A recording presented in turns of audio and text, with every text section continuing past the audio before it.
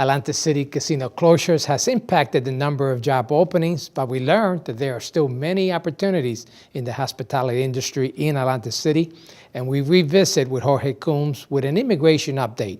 It's all here on the next Latino Motion. Join us.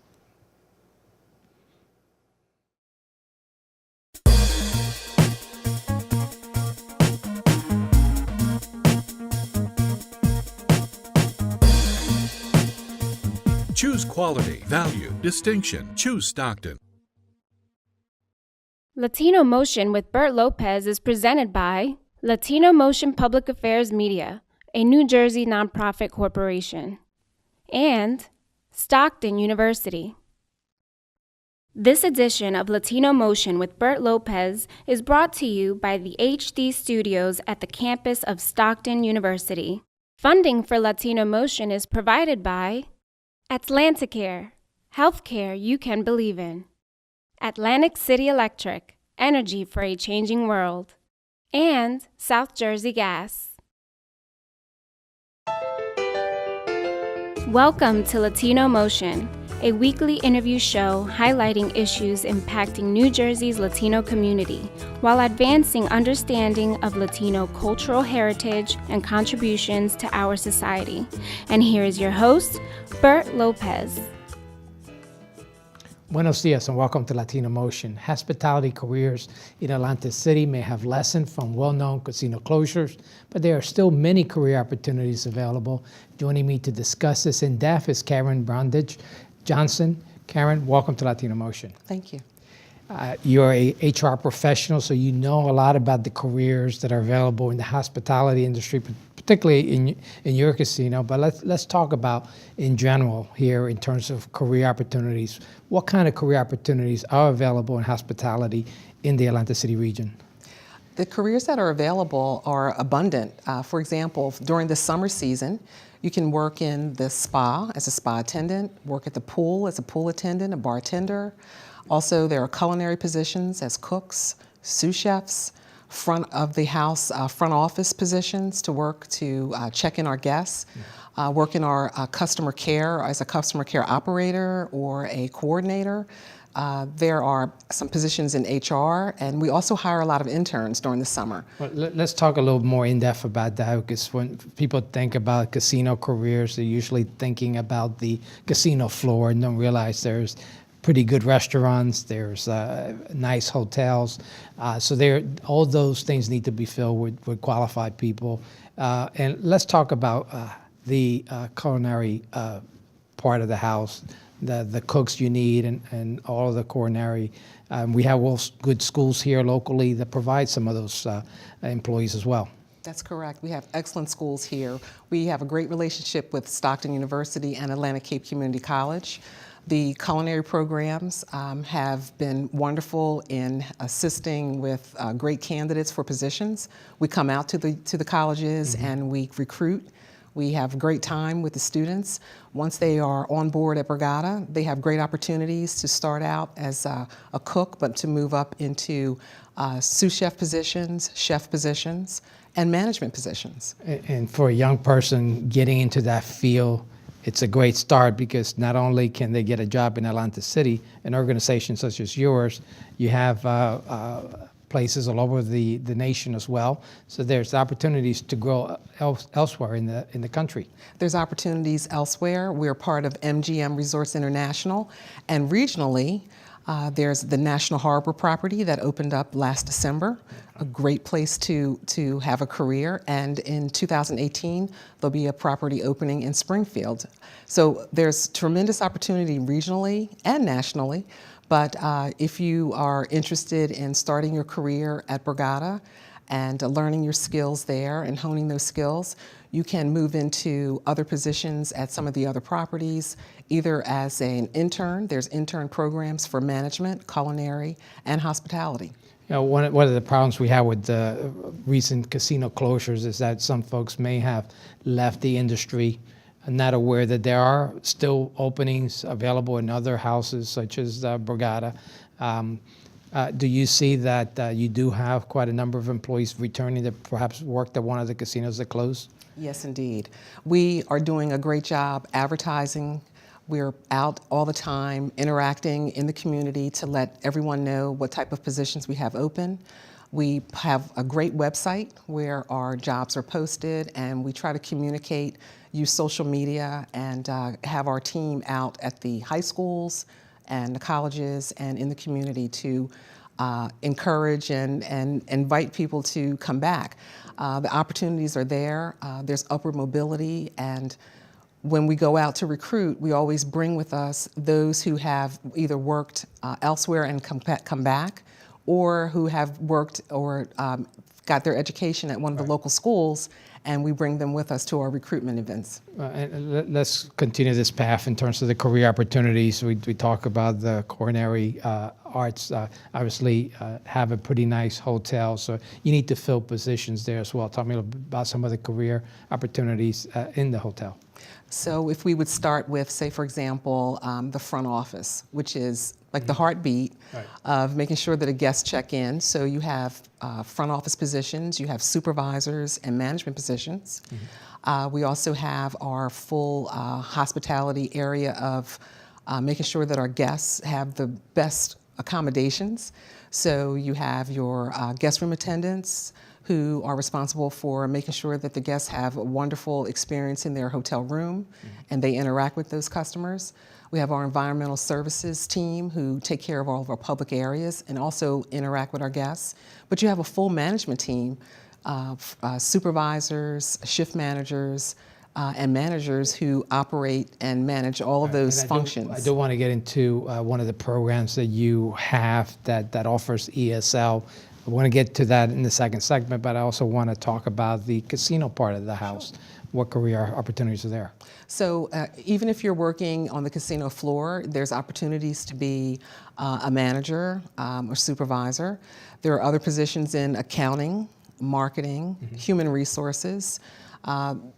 We have so many positions open on a regular basis because Borgata is a part of MGM, and as part of MGM, more opportunities are becoming available.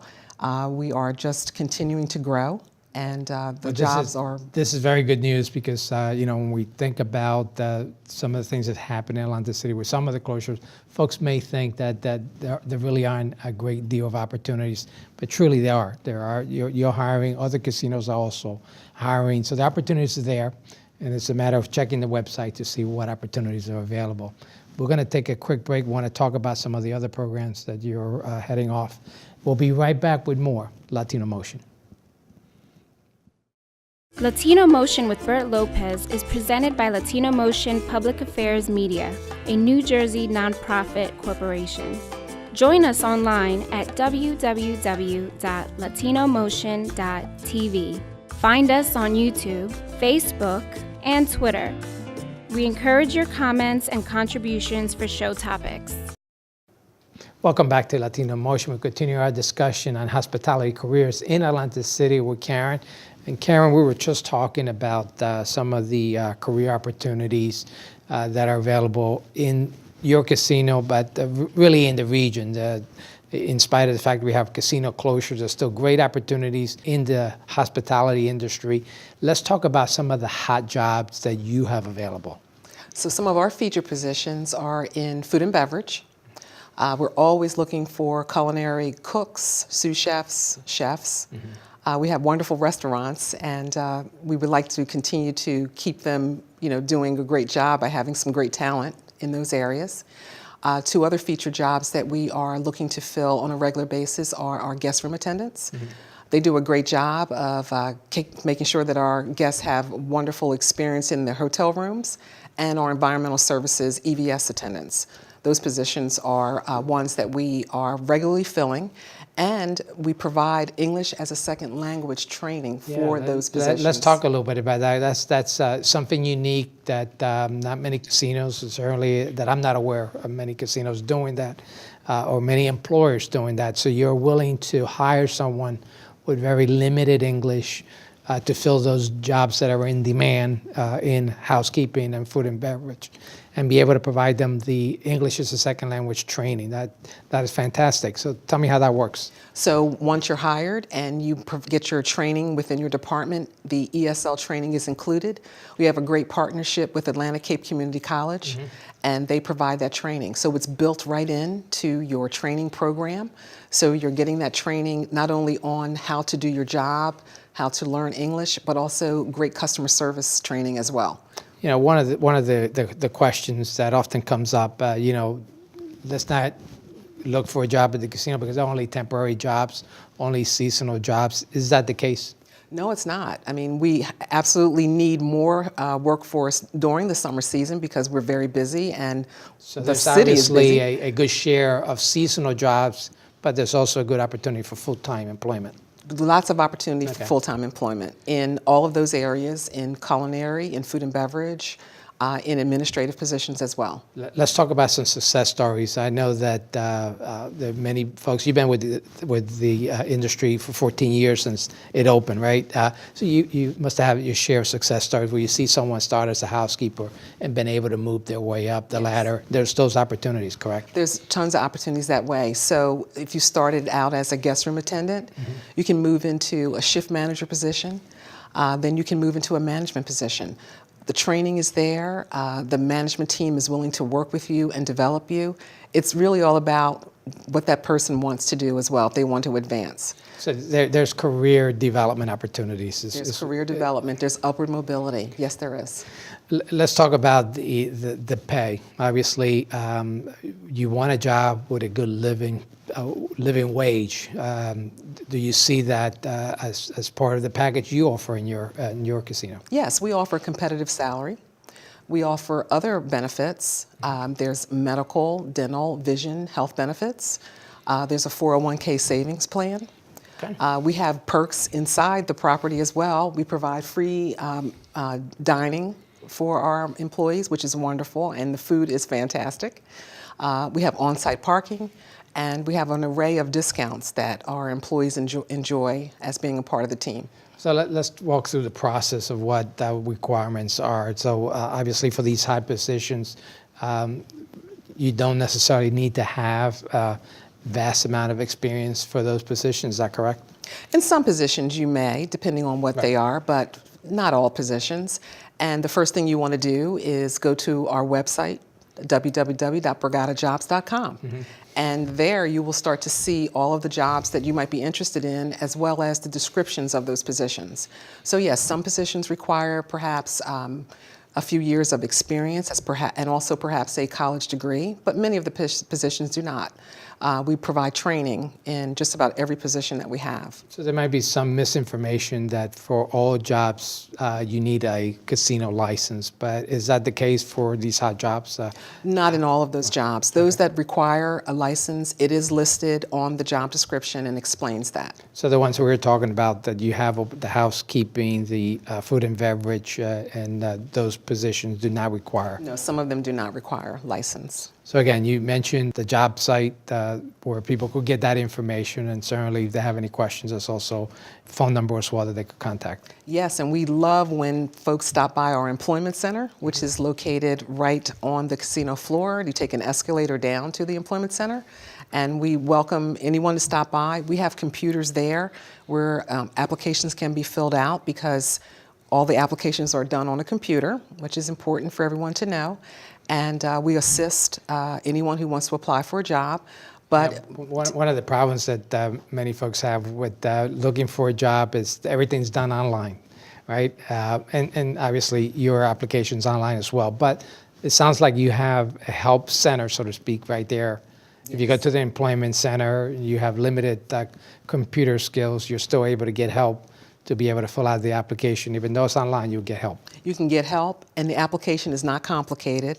A lot of people use their smartphones, and they can apply for the jobs right from their phones as well. So Karen, tell me a little bit about the interview process, and what are some of the tips for preparing for an interview? Well, one of the first things you want to do when you are going to get ready for an interview is to do a little research about the company. Okay. Very easy to do. For example, go to Borgata's website, take a look around, see what's happening at Borgata, the great shows, what's happening, what the restaurants are, because those types of questions may be asked. And if, for example, you have an opportunity to frequent the property and have had a great experience, tell the interviewer about that as well. Some of the types of questions you may get would be, tell us a little bit about you and why you want this job. Why should we hire you? What do you bring, and what are your strengths, and where are you looking to grow and develop yourself?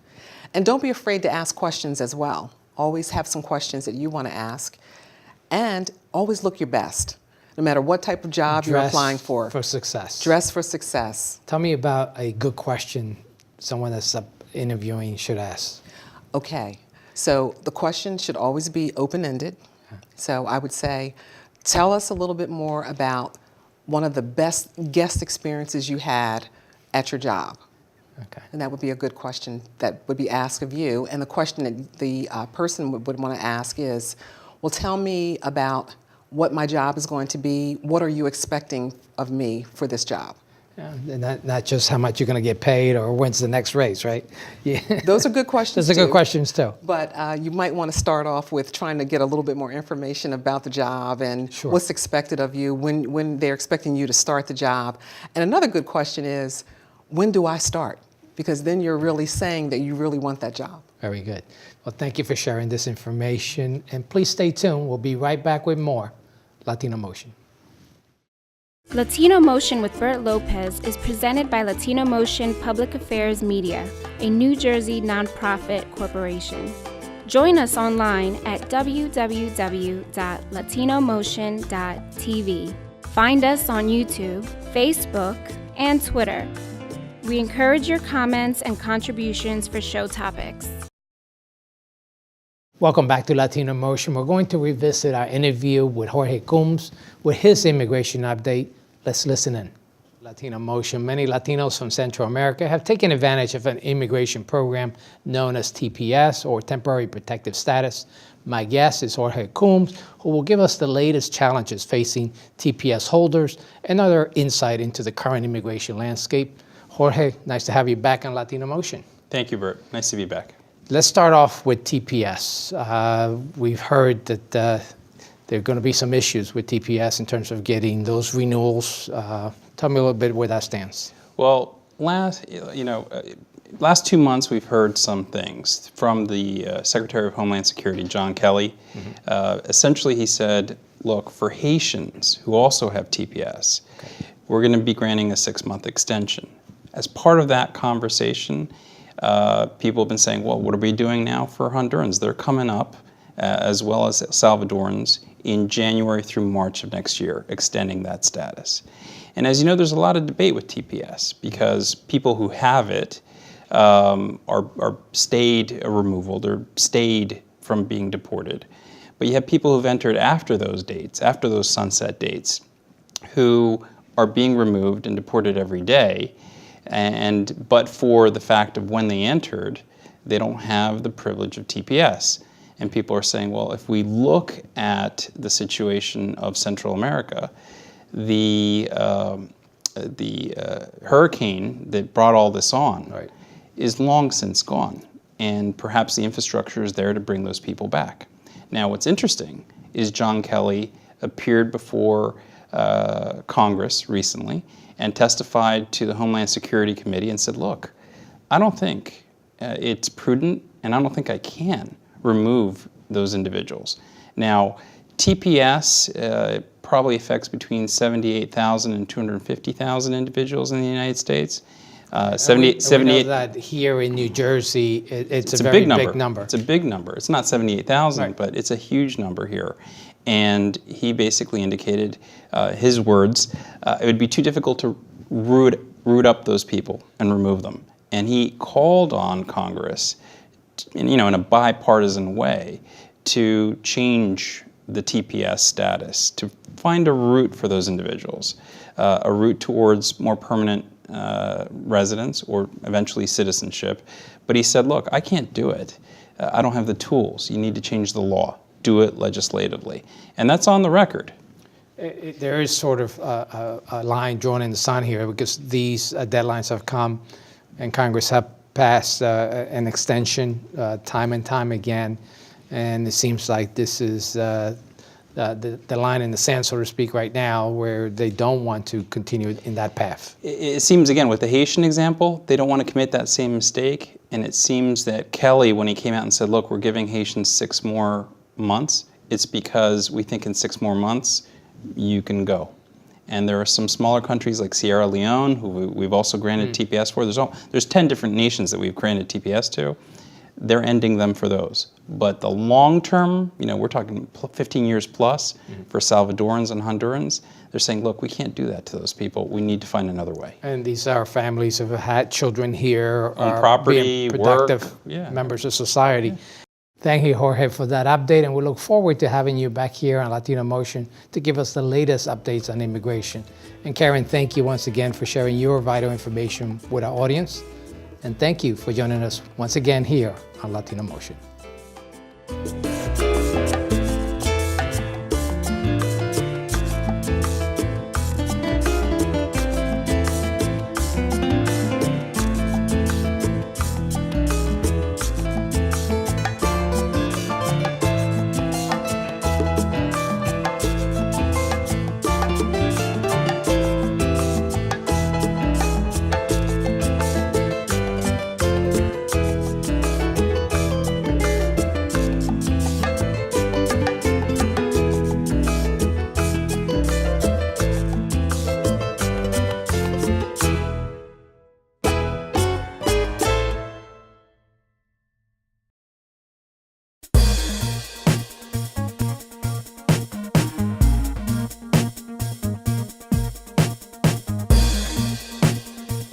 Choose quality, value, distinction. Choose Stockton. Funding for Latino Motion is provided by Atlanticare, healthcare you can believe in. Atlantic City Electric, energy for a changing world. And South Jersey Gas.